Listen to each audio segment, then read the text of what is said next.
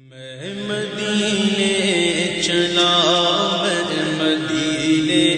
چلا۔ میں یہ کہنا چاہتا ہوں کہ آدم علیہ السلام سے لے کر صحابہ کرام تک جتنے فتنے پیدا ہوئے، کسی نے خدا سے انکار کیا، موسیٰ کلیم اللہ نے راستہ دکھایا، کسی نے حکومت کے دبدبے میں آ کر اپنی خدائی کا چرچا کرانا چاہا تو ابراہیم خلیل اللہ نے اس نمرود کا صفایا کیا، کسی نے بت پرستی کا سایہ کے سہارا لے کر ابو جہل و ابو لہب کی صورت میں تحریک بن گیا تو مصطفیٰ جان رحمت نے اپنی تعلیمات سے اس کو کلا کما کیا، انسانیت مطمئن ہو گئی، اس کو راستہ ملا۔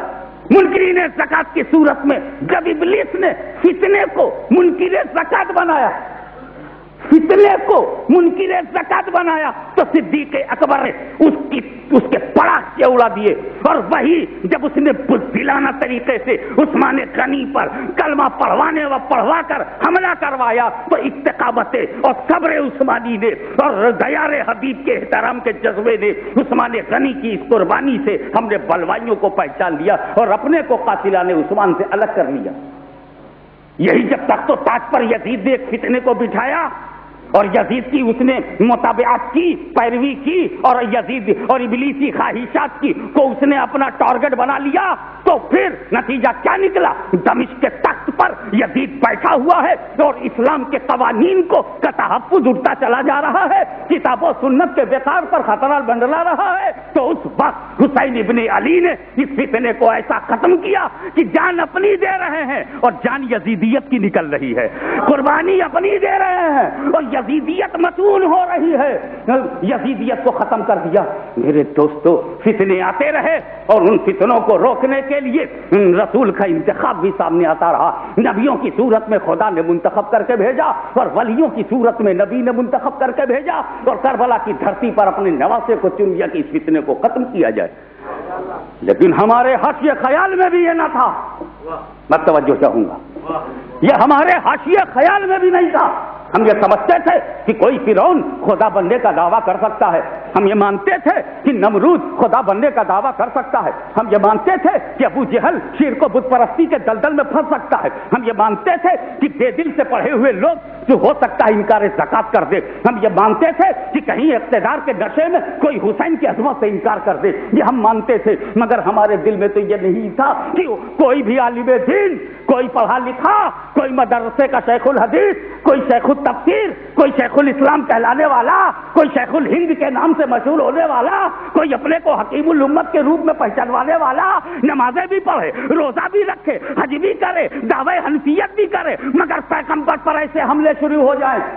توجہ چاہوں گا، پیغمبر پر ایسے حملے، کوئی رسول کا کلمہ پڑھ کر رسول کو اپنی طرح بشر کہے گا، کوئی اپنا انہیں بڑا بھائی سمجھے گا۔ اب پیغمبر پر جب اس طرح کے حملے ہونے لگے، جب پیغمبر پر اس طرح کے حملے ہونے لگے تو ہمیں اپنے بزرگوں کی روحیں یاد آنے لگی، جب ہم یہ سننے لگے کہ رسول کا علم غیب جانوروں پاگلوں کے علوم کی طرح ہے، جب پیغمبر کے علم کو دو حصوں میں بانٹا گیا، کل علم غیب یا بعض علم غیب، اگر بعض علوم غیبیہ مراد ہیں تو اس میں حضور کی کیا تخصیص؟ ایسا علم تو جمی حیوانات کو، پیغمبر کے علم جیسا جانوروں کو علم ہے، پاگلوں کو علم ہے، لونڈوں کو علم ہے، لڑکوں کو علم ہے۔ جب ایسا کہا جانے لگا کہ رسول مر کر مٹی میں مل گئے، جب ایسا کہا جانے لگا کہ نبی کے بعد اگر کوئی نبی پیدا ہو جائے تب بھی ختم نبوت پر اثر نہیں پڑتا، آخری نبی ہونے پر اثر نہیں پڑتا، مسلمانوں کا دل مجروح ہونے لگا۔ ایک بار اکبر نے دین الہی چلایا تھا تو امام ربانی مجدد الفسانی شیخ احمد سرہندی نے اس دربار میں گھس کر اس کے دین الہی کی دھجیاں اڑا دی تھی۔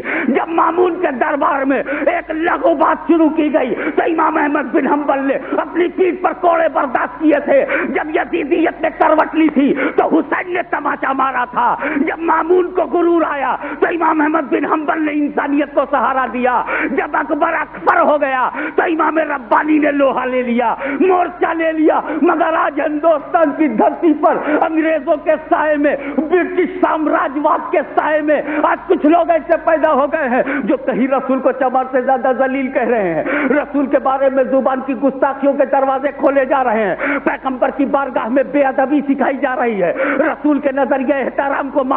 پامال کرنے کی کوشش کی جا رہی ہے، لوگ رسول کے بارے میں غلط غلط باتیں کہہ رہے ہیں، مسلمانوں کا دل چھلنی ہو گیا، دل چھلنی ہو گیا۔ ایک ابو جہل ہوتا تو ہم مقابلہ کرتے، ایک ابو لہب ہوتا تو مقابلہ کرتے، ایک یزید ہوتا تو مقابلہ کرتے۔ آج تو ہندوستان میں اتر دکشن پورب پچھم پیغمبر کی عزت پہ حملے ہو رہے ہیں۔ غوث کا ماننے والا،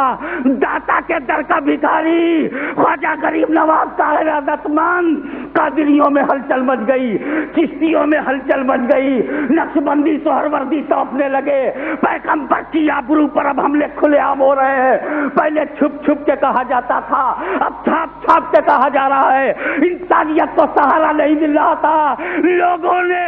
اپنی توجہ گنبد خضرا کی طرف مرکوز کر کے جب امت نے ایک آہ نکالی کہ اس طوفان بدتمیزی میں ہمارا ایمان کیسے بچے گا،